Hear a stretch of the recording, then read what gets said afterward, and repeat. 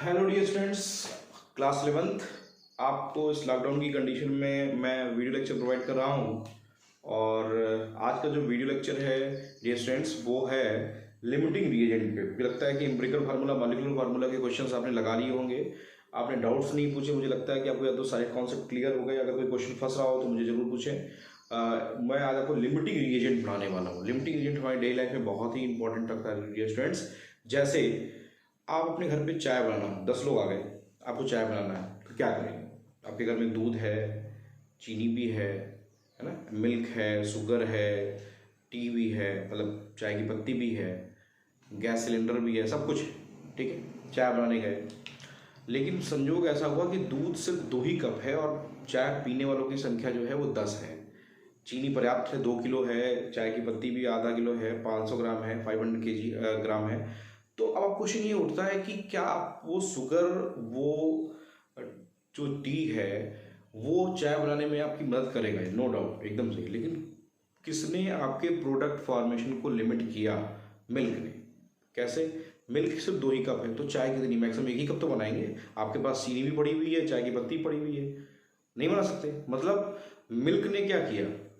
अपने तो completely consume हो गया। पहला पॉइंट देखिए, लिमिटिंग रिएजेंट की सबसे बड़ी खासियत होता है इट गेट्स कंप्लीटली कंज्यूम हो जाता है। दूसरा, ये लिमिट्स द प्रोडक्ट फॉर्मेशन को लिमिट कर दिया। आपके पास चीनी भी है, चाय की पत्ती भी है, लेकिन आपके पास दूध नहीं है, इसलिए आप चाय नहीं बना पा रहे हैं। मतलब दूध ने लिमिट कर दिया कि भैया 1 ही कप चाय बन सकती है, आप 10 कप चाय नहीं बना सकते। मतलब उसी तरीके से लिमिटिंग एजेंट की 2 खासियत होती है। एक तो वो कंप्लीटली कंज्यूम होता है, दूसरा वो लिमिट करता है रिएक्टेंट्स को, अदर रिएक्टेंट्स को, कि भैया इससे ज़्यादा प्रोडक्ट नहीं बना सकते। आइए देखते हैं लिमिटिंग रिएजेंट क्या होता है। The limiting reagent is the reactant which get completely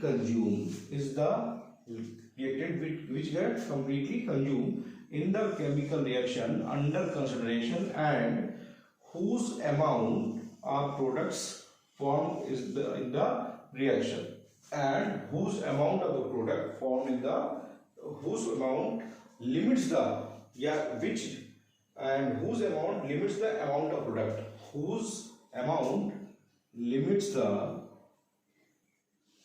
इसको ऐसे देखिए, whose amount limits the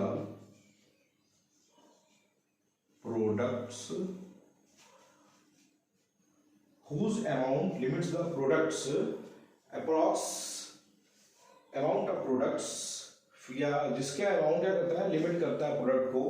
ठीक है, form in the reaction, form in the reaction.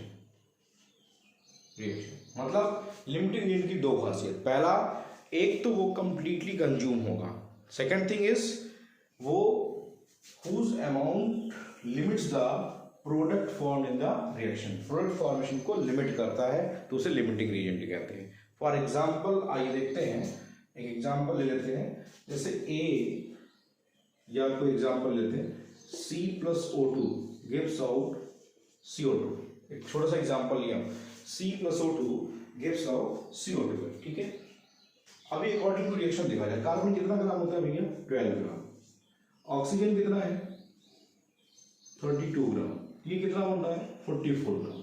मतलब अगर मैं कहूं कि भैया आपको, ये तो आइडियल कंडीशन हो गई, ये जो कंडीशन है आइडियल, रिएक्शन कह रहा है, मैं नहीं कह रहा, रिएक्शन कह रहा। देखिए 12 ग्राम कार्बन है तो ये तो 32 ग्राम, दोनों मिलकर कितना है? 44 ग्राम। मैं यही थोड़ा सा चेंज करूँ, मैं कहूँ ऐसा भैया नहीं, ऑक्सीजन जो है हमारे पास 16 ग्राम ही है। ऑक्सीजन कितना है? 16 ग्राम है, तो और कार्बन आपके पास 12 ग्राम है, तो क्या हो गया?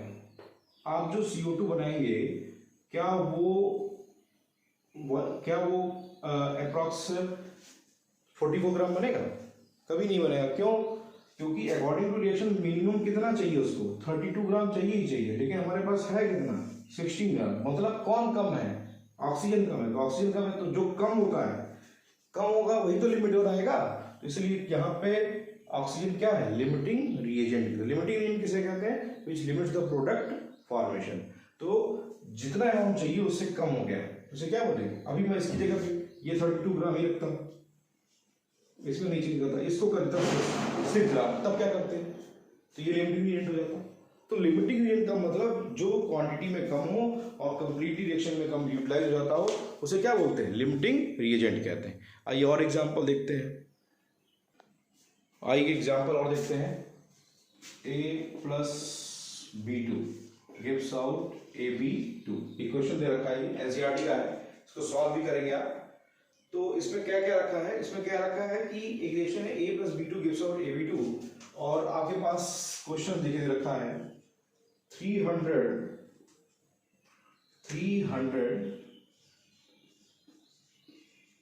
atoms of A plus 200 molecules of B, 200 molecules of B। दूसरा क्वेश्चन दे रखा है 2 मोल ऑफ A प्लस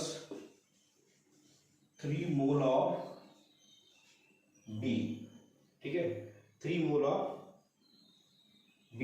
फिर C दे रखा है 100 atoms of A, 100 atoms of A plus 100 molecule of B, 100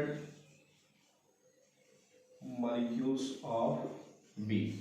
और D दे रखा है 5 moles of A plus